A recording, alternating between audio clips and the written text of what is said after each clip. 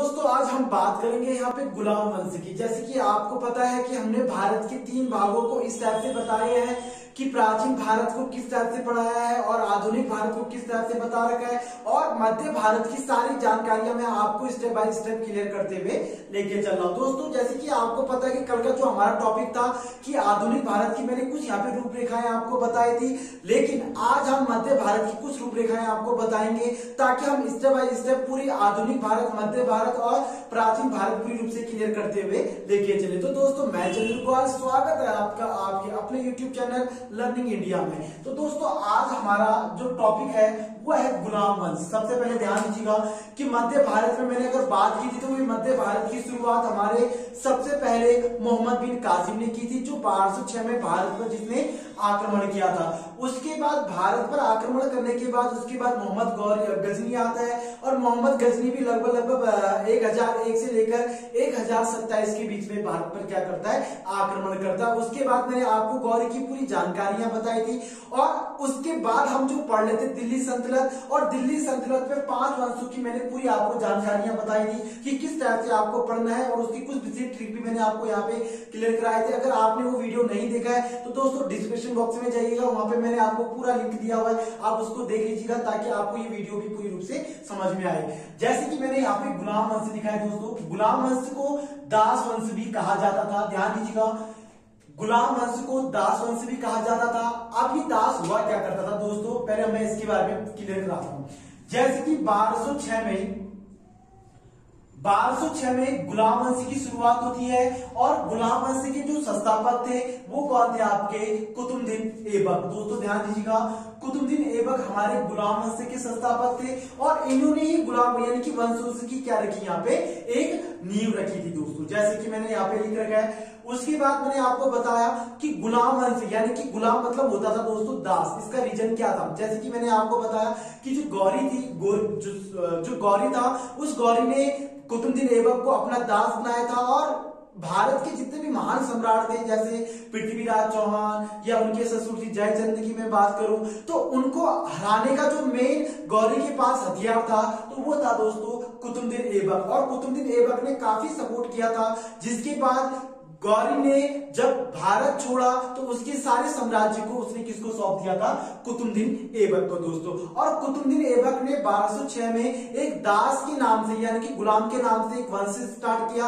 और ये वंश इस टाइप से चला दोस्तों। अगर मैं बताऊं यहाँ पे वंश, गुलाम वंश का नाम गुलाम वंश क्यों पड़ा, तो सबसे पहले ध्यान दीजिएगा जो गुलाम वंश नाम पड़ा, जो ऐबक था दोस्तों, ध्यान दीजिएगा जो ऐबक था हमारा, ये ऐबक गौरी का गुलाम था। ध्यान दीजिएगा, और इसका जो दामाद था इल्तुतमिश, तो इल्तुतमिश किसका गुलाम था, तो ये दोस्तों ऐबक का गुलाम था। ध्यान दीजिएगा ये भी। और ऐबक के बाद जो बलबन था दोस्तों, ये बलबन किसका गुलाम था, तो ये था आपका इल्तुतमिश का। ध्यान दीजिएगा, ये सारे इस तरह से गुलाम चले दोस्तों, तो इसलिए इस वंश का नाम क्या पड़ा, गुलाम वंश। पहले तो आपको इतना पता होना चाहिए दोस्तों।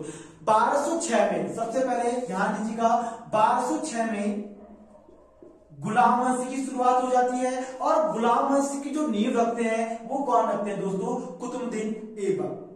पहले तो आपको इतना पता होना चाहिए। और कुतुबुद्दीन एकमात्र ऐसा शासक था जिसने शासन तो दिल्ली में किया। ध्यान दीजिएगा, जैसे आप दिल्ली सल्तनत पढ़ रहे थे, दिल्ली में शासन किया, लेकिन इसकी जो राजधानी थी दोस्तों वो कहां थी, लाहौर। ध्यान दीजिएगा, ये बहुत बार पूछा गया क्वेश्चन है कि कौन ऐसे शासक थे जिन्होंने शासन तो दिल्ली में किया लेकिन अपनी राजधानी कहां बनाई, लाहौर में बनाई। तो दोस्तों वो कौन थे, आपके कुतुबुद्दीन ऐबक। ये भी आपको पता होना चाहिए। इनके कार्यकाल में 3 काम इन्होंने बहुत महत्वपूर्ण किया दोस्तों। सबसे पहले मैं इसको बता दूं, मैं स्टेप बाय स्टेप क्लियर करवाऊंगा। जैसे कि आप काफी वीडियोस देखते हैं उसमें सारे गुलाम वंशों को एक साथ पढ़ाया जाता है जो काफी समझ से बाहर रहता है, तो इसलिए मैंने एक एक गुलाम वंश यानी कि जो एक एक शासक के अकॉर्डिंग क्लियर करने जा रहा हूं ताकि आपको सारे शासक एक डिक्लेयर वाइज क्लियर हो, ताकि आपको एग्जाम में कोई भी दिक्कतों का सामना ना करना पड़े। तो दोस्तों देखिएगा, जैसे मैंने यहाँ पे बताया आपको कि 1206 में जब कुतुबुद्दीन ऐबक गद्दी पर बैठता है और गद्दी पर बैठने के बाद यह 24 अक्टूबर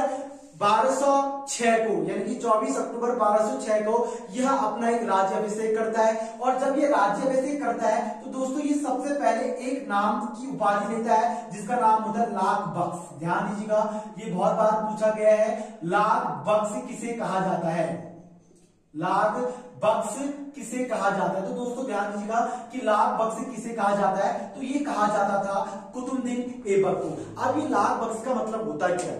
तो लाख बख्श उसे कहा जाता है दोस्तों जो लाखों का दान देता है। कहा जाता है दोस्तों कि इस इतिहासकार बताते हैं कि जो कुतुबुद्दीन ऐबक था, यह जितनी भी जगह आक्रमण करके जो इसके पास धन संपत्ति होती थी दोस्तों, तो यह अपने गांव वालों को बांट मतलब अपने राज्य में बांट देता था। और जब ये राज्य में बांटता था तो राज्य वाले इसको एक नाम देते थे लाख बख्श, यानी कि लाखों का दान देने वाला। ये बहुत बार पूछा गया क्वेश्चन है दोस्तों, यूपीएससी में भी पूछा गया था ये क्वेश्चन, और यूपी पीसीएस में पूछा गया था।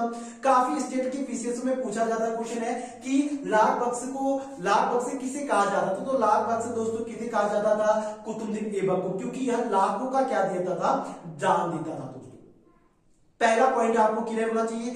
उसके बाद अगर मैं यहाँ पे सेकंड पॉइंट की बात करूं दोस्तों, ध्यान दीजिएगा, अगर मैं यहाँ पे सेकंड पॉइंट की बात करूं तो सेकंड पॉइंट है कि इसने भारत में पहला मस्जिद बनाया दोस्तों। ये काफी एक इंपॉर्टेंट पॉइंट है कि भारत का पहला मस्जिद किसने बनाया? तो दोस्तों पहला मस्जिद भारत में कुतुबुद्दीन ऐबक ने बनाया, जो कि गौरी का क्या था? दास था, और इसने ही गुलाम मस्जिद की शुरुआत की। तो उस जो मस्जिद का नाम था दोस्तों वो था कुव्वत उल इस्लाम। ध्यान दीजिएगा, कुव्वत ए इस्लाम या कुव्वत उल इस्लाम। ये भारत का पहला मस्जिद था जो कुतुबुद्दीन ऐबक के द्वारा क्या किया गया था दोस्तों? बनाया गया था। और कुव्वत ए इस्लाम ये जो मस्जिद बनाया गया था दोस्तों, ये कहाँ है? ये भी ध्यान दीजिएगा, तो ये भी आपका कहाँ है? दिल्ली में दोस्तों।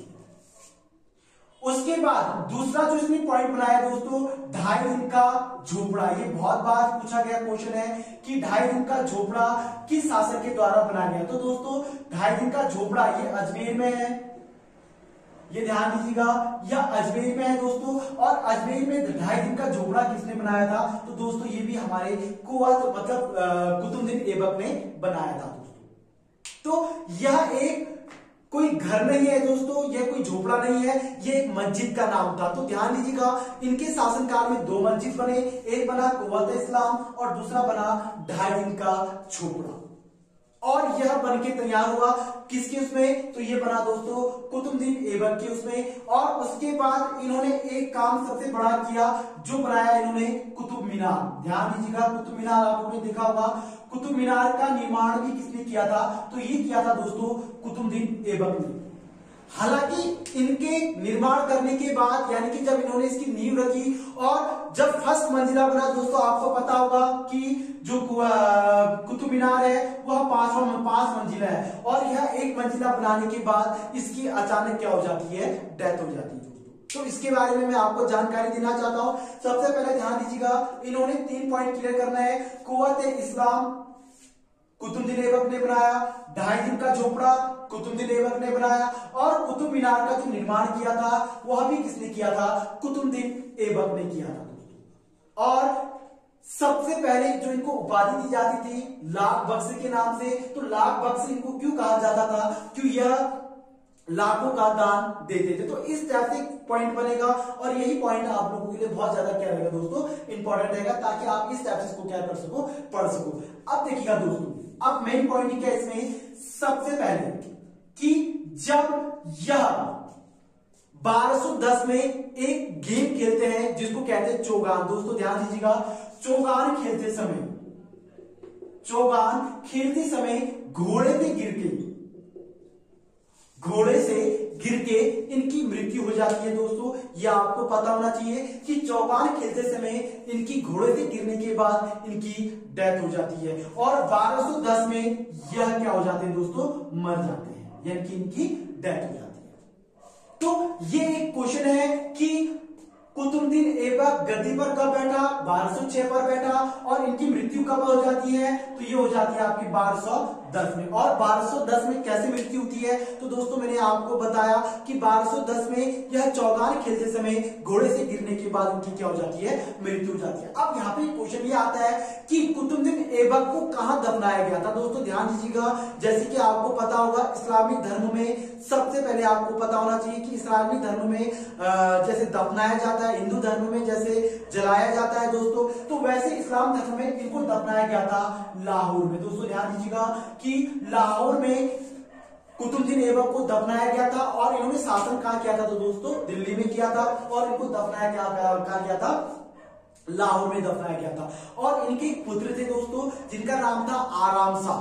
आपको पता होगा कि आराम शाह गद्दी पर बैठे, लेकिन उनके काम के जो तजुर्बे थे वो खास ना होने के कारण जो कुतुबुद्दीन ऐबक के दामाद भी था और दोस्तों कुतुबुद्दीन ऐबक का दास भी था। ये भी आपको पता होना चाहिए कि जो इल्तुतमिश था, इल्तुतमिश कुतुबुद्दीन ऐबक का दामाद भी था और कुतुबुद्दीन ऐबक का वो क्या था दोस्तों, दास भी था। तो वो दामाद और दास होने के कारण उसने डायरेक्ट दिल्ली पर हमला किया और हमला करने के बाद आराम शाह की हत्या कर दी। और आराम शाह की हत्या करने के बाद 1211 से इल्तुतमिश क्या हो जाता है, गद्दी पर बैठ जाता है दोस्तों। और गद्दी पर बैठने के बाद यह एक अच्छा शासन करता है और अच्छा शासन करने के बाद वंश का, दिल्ली सल्तनत का पहला ऐसा शासक बनता है जिसने सुल्तान की उपाधि धारण की थी। दोस्तों पता होना चाहिए कि सुल्तान की उपाधि धारण करने वाला पहला शासक कौन था, तो वो था दोस्तों इल्तुतमिश।